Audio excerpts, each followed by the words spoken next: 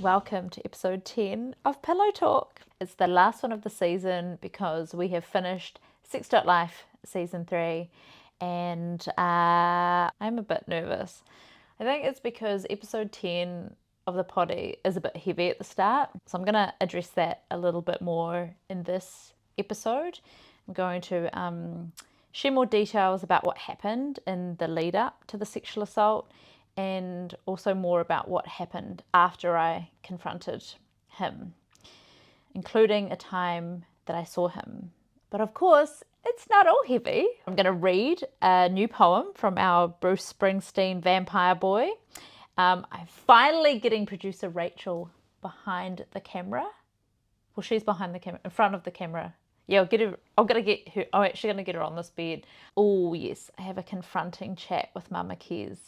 And if you thought my following police Insta account was a bit wild, like you're going to hear some more of my ridiculous antics. Let's do it. It's the last one. I'm feeling frisky. I never planned to share that story of the sexual assault that happened to me.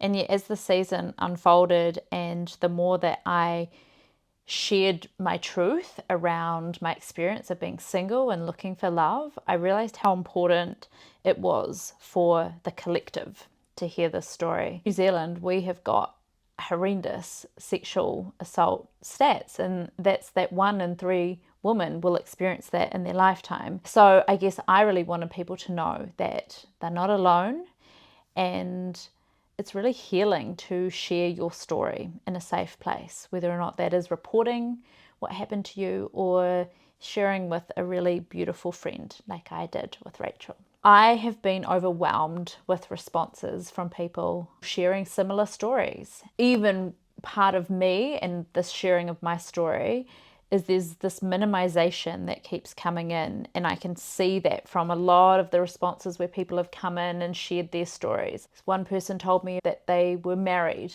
and their husband did a similar thing to them all the time, and they said that, just by being married, they'd given consent to that happening, and she just sort of thought that that was the way. And for other people, they'd been drunk and so had victim blamed themselves a lot. The biggest thing I want people to know is that, it doesn't matter, like in my case, if you've done something sexual beforehand. It doesn't matter if you flirted with somebody all night.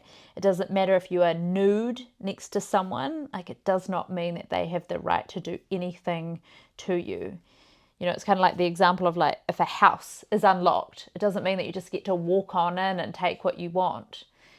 So it's your body, it's your choice. If anybody does something to your body that you haven't consented to, that is a full body violation. So take good care of yourself, seek support, and we'll put some lists of resources in this episode as well. I'm going to wrap this by saying that if you are unclear about gaining consent and you want to upskill in this area, I'm going to link some resources that may support you. I didn't share this piece in the podcast because there was so much already going on. When I was first dating the guy that took me away to his batch and sexually assaulted me, we'd had one night where we'd gone out for dinner, and it was the first night I actually took him home to my house. We had our first kiss on the walk home. It was quite romantic, and we hopped into bed and we spooned, and I said to him, I'm not ready to do anything sexy. We cuddled up and had some hot smooches, but went to sleep.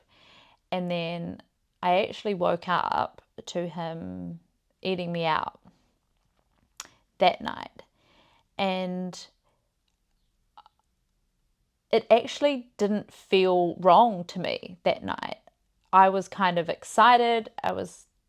Found it kind of hot, and I was a bit confused. But I remember seeing in movies where people got woken up to oral and thinking, oh, that's kind of hot, not sure about it. And so I kind of just gave into it and let him do it. And we didn't even talk about it the next day, you know. And then I would have gone away with him probably 3 weeks later, when the sexual assault happened. And actually now I can name that first one as sexual assault as well, because I didn't consent to it.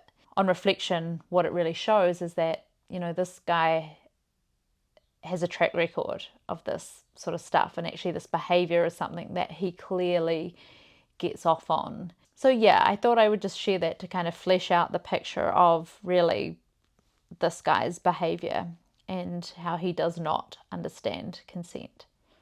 I secretly hoped that I would never see this guy again, but unfortunately I did, and it was my friend Sharon Casey's baby shower at Odette's, which is a cafe, and I just happened to look at the entrance and I saw him, and he had walked in with a woman I can only assume was like his partner, and he saw me and he freaked out and he walked straight back out the door very quickly, left the partner still talking to the person at the front desk, and then I saw the person like look around like, what, where the hell has he gone? And he must have just like taken off. So I think he might have been feeling a little bit guilty. Yeah, it definitely gave me such a shock. Like my whole body reacted, felt tense, contracted, and yeah, I was scared. Like I felt scared. My body felt like I was in danger again. So yeah, I just hope that I don't have to ever see him again.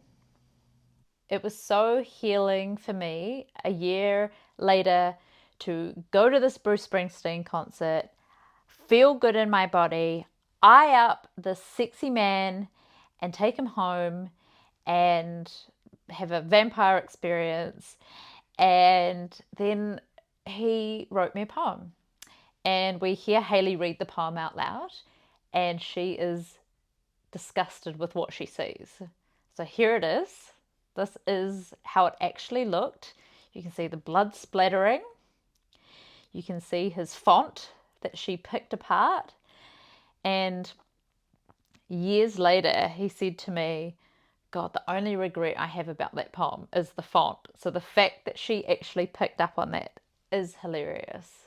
But look how confronting that must have been on his poetry page for people. I reached out to him and I said, hey, you know how you're obsessed with the gobbies I give?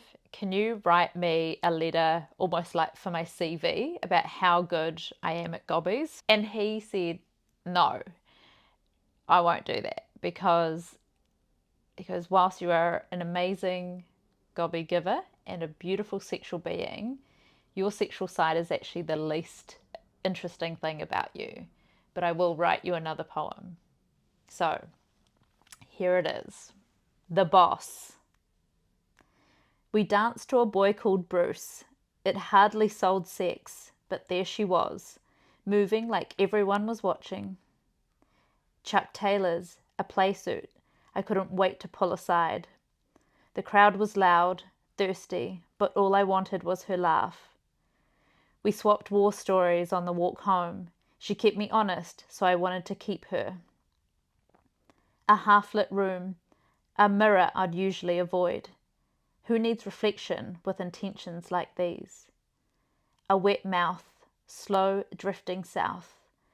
I watch a concave spine arch into convex want, shoulder blades nearly kissing as she bends. Her hair spills like silk across my thighs, boiling blood to wine, a hot, slow shower of everything I forgot I was. Then the moment melts, and time loses form. Love only leaves cliches to say, I am everywhere and nowhere, and still right there. On her knees, praying to me, but she is God in this story. He is a poet. But honestly, when I read that, when I actually got that from him, I was like so moved, you know, it was like so beautiful. And then I told him, like, and I voice messaged saying I was crying. And he was like, to lighten the mood, There's an alternative version in which I wrote, not for us, but mainly for your male audience. Roses are red, a cow makes leather, her name is Morgan, but it could be Heather. Anyways, that's him. He's been really beautiful since hearing that episode and really saying that he's happy that I have held out for a big love. And he says that some of the best women he knows are still single because they know their value for love. So, yeah. My Bruce Springsteen boy is a real darling. Are you coming?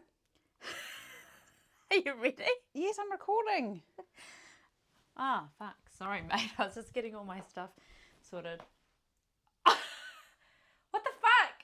What? You wear your robe, I wear my robe. Not that robe. That is fucking disgusting. Excuse you? I'm a mum. This is my mum robe, you know? No. You do sexy robe, I do mum robe. No. This is my bed. We do sexy robes in this room. I don't have a sexy robe. I'm interviewing you.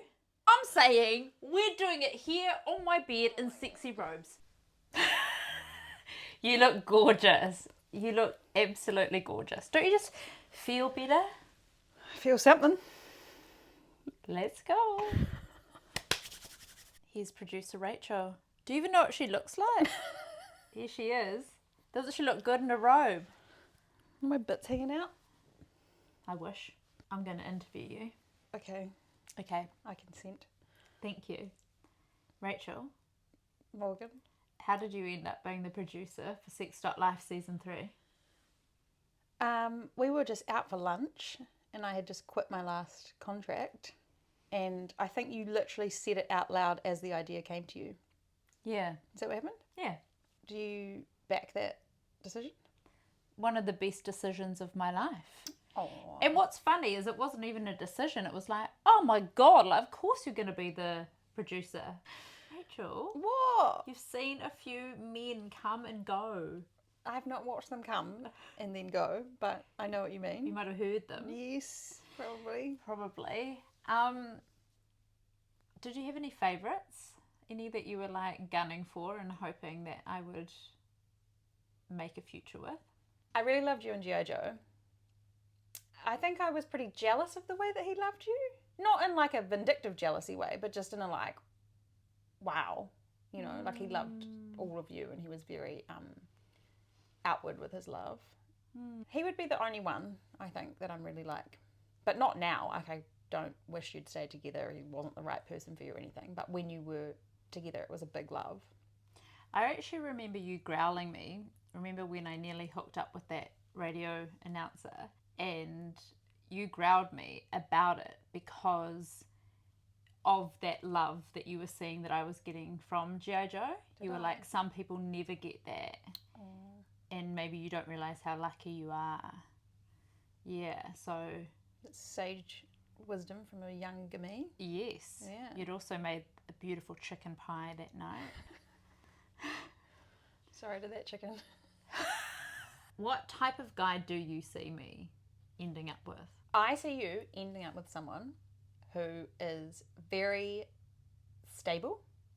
I reckon actually quite straight to your quirky. Not queer.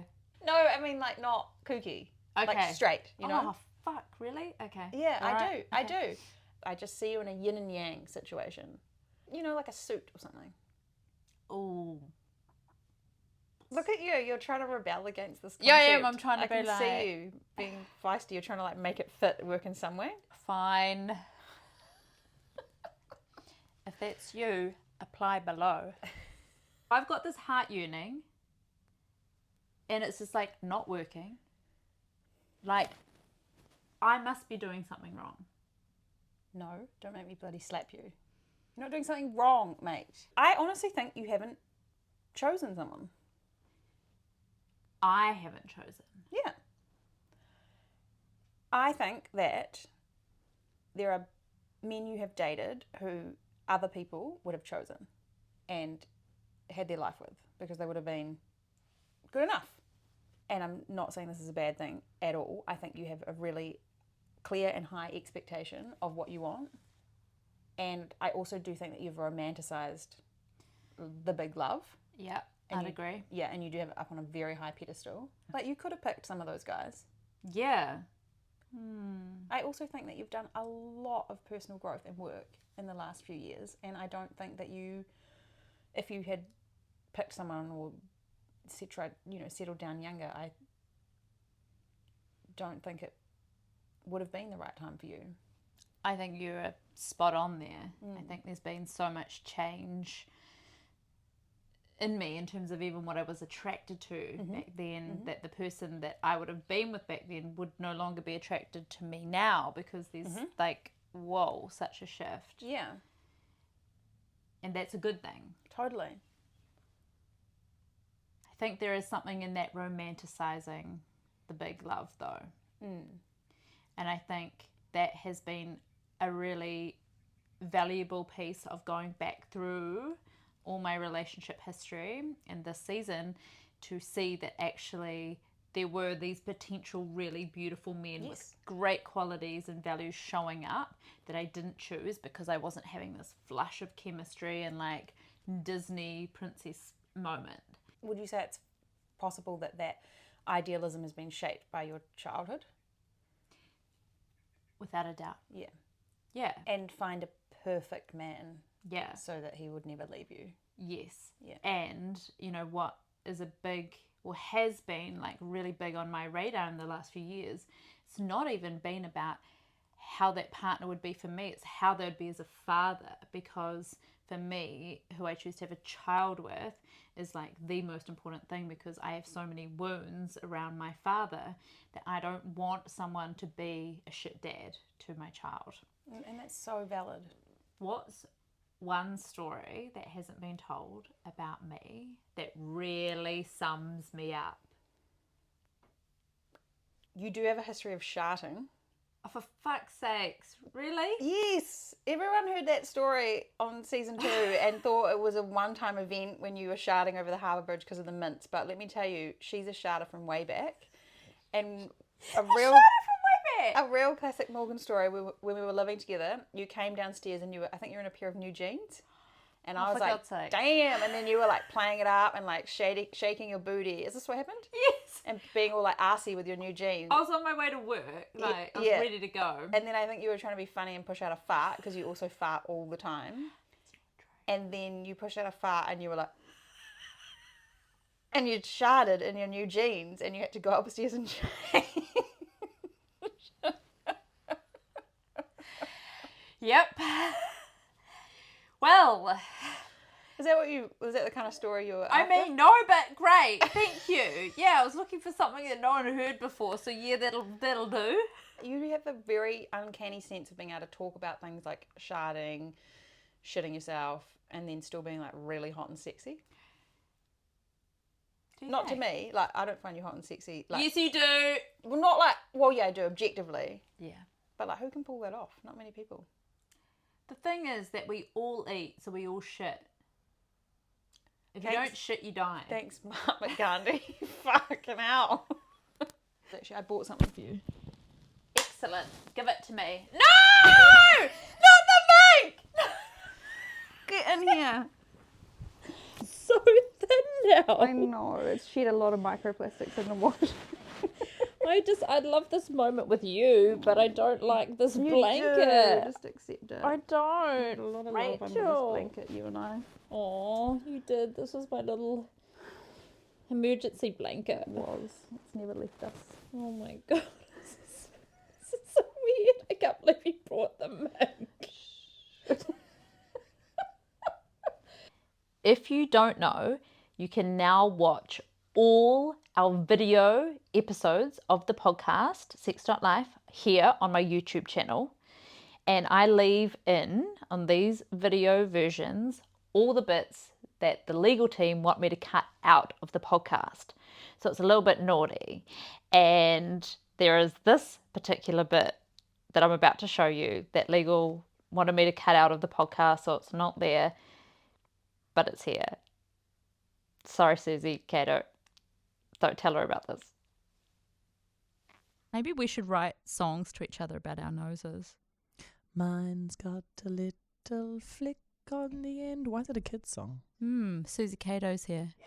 Should we talk to Susie Cato about her sex life? She would never. The people don't want to know. I do. She raised us. Absolutely not. Oh, no. Okay. Don't talk about Susie like that. Shame on you. Well, I'm sure she's had sex. Oh, Bet she loves a good Morgan, I don't want to think gobby. about it. I'd rather think about my own mother having sex than Susie Cato. Gobby queen? What, my mother or Susie? Susie, because I reckon she Don't talk about her like that. I just feel like she would have to, like, get out of that role. And so I bet you she's fucking filthy. Oh, you think she's been, like, clean, child-friendly, Yeah. Susie Cato, big smiles, Yeah. and then she goes home and she's like, fucking freak. Yeah, because even out in the world, she has to be that to kids No, and to don't be talk about her loving like and this, kind. please. Sorry, Susie. Issue a formal apology because legal's going to get onto this. This won't even air. I am not apologising for thinking about Susie Cato's turkey giblets. Okay, we're being silly. Yeah, We've we got gotta to go. There was a time when I wasn't very good with consent. I used to have 2 other Instagram accounts, not just the following police. I used to have Bananarazzi, in which I used to chase people around that were eating bananas.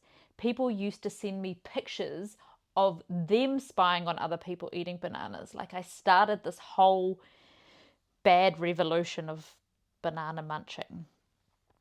Then there is this classic New Zealand clip which a man calls a woman a grape looking slut. There is a fat woman wearing a purple top and she is protesting, and a man walks past her and says, "Go back to the commune, you fucking hippie." And she says, "Oh, you shut up. You shut up." He goes, "No, you shut up, you grape looking slut," which is absolutely abhorrent, but it is a classic Kiwi moment. And from then on, from the day I saw that clip, anybody wearing purple became my grape looking slut. It didn't matter if you're a kid, if you're a granny, if you were fat, if you were skinny. If you had purple on, you were a grape looking slut, and I was going to get you on my GLS Instagram account. And it took off. I still have people spying on other people out in the world, and they will send me a picture and write GLS, grape looking slut. But I now know about consent, and I don't do that anymore. But it was fun. It's photo time. Here's me and H.E. at the Bruce Springsteen concert. We bumped into Jordan Luck in the line to get drinks, and we absolutely punished him with how much we loved him. Here we are at the exact spot where I met my Bruce Springsteen boy. I'm sitting here with my pals, but he was just off to the side.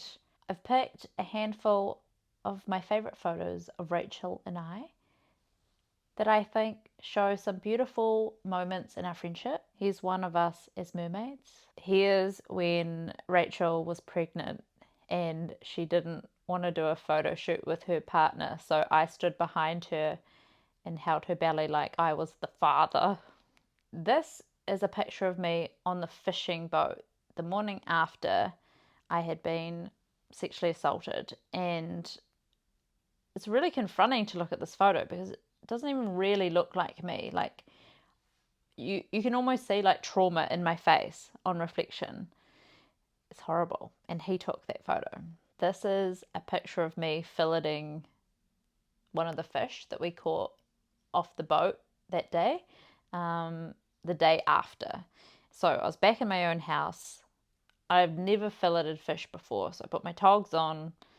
Never let a good ika go to waste. Here's my vampire on a giant flamingo, and here is the Bruce Springsteen boy in my bed.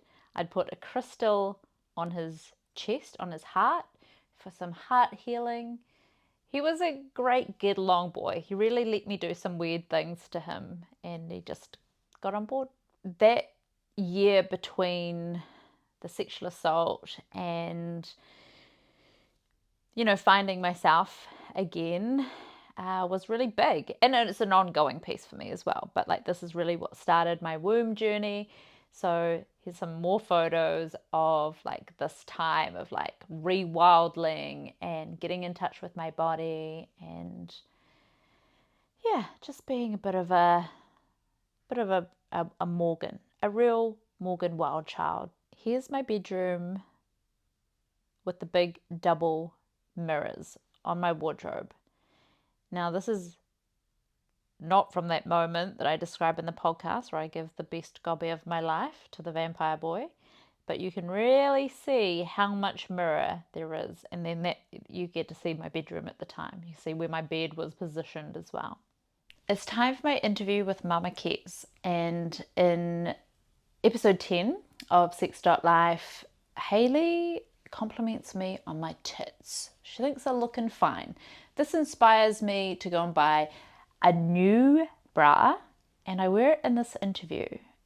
And I try to see if Kez notices anything different. Watch her eyes closely. We also speak about something that we haven't addressed for 10 years. And it was a tough interview for me, this one, but it's a goodie. Hi, Kezzy.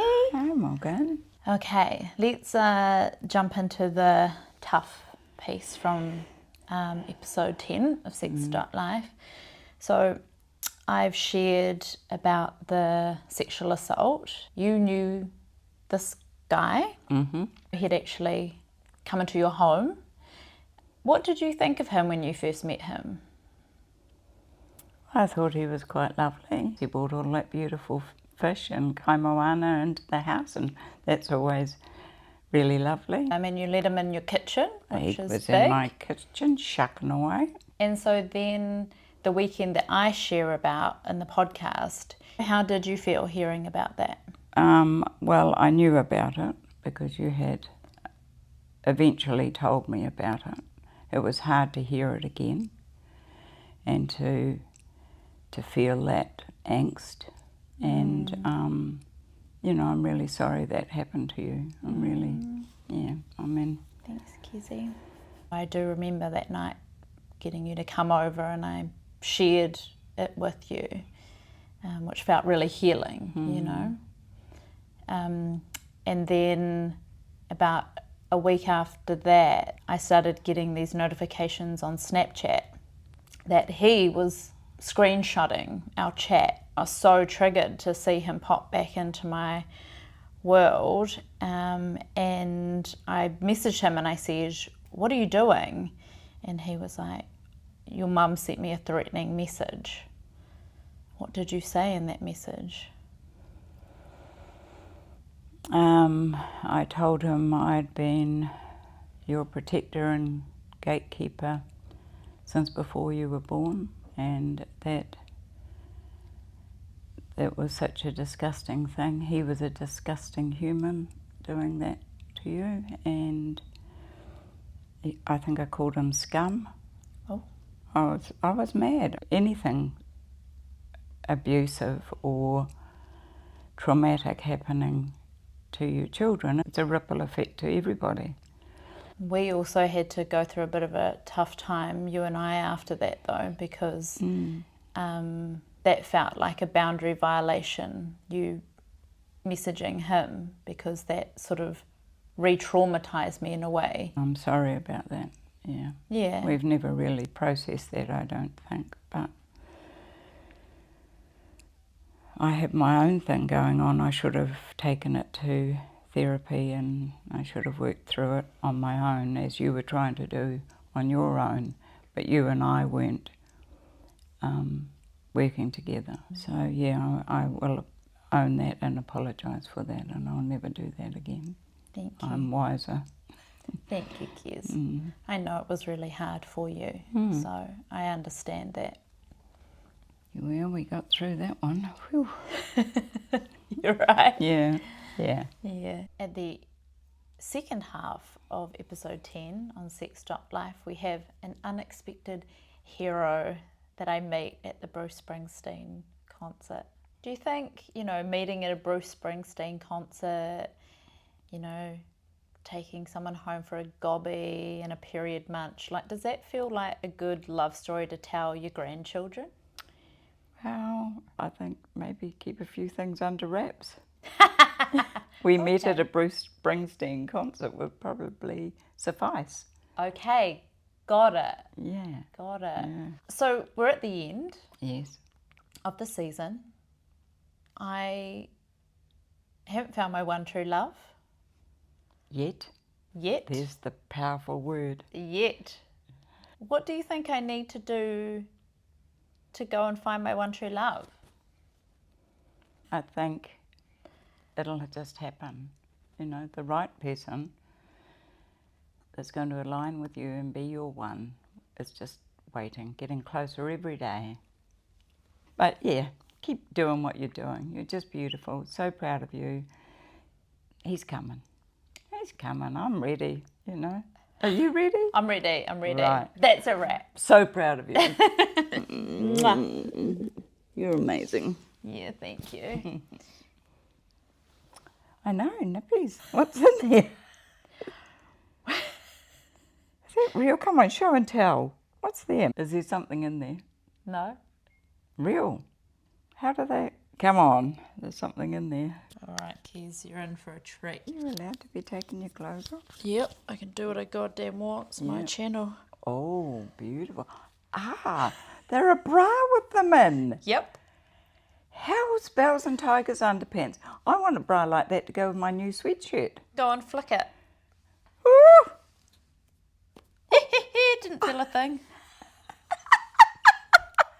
Hilarious. I know. All right. So that's it.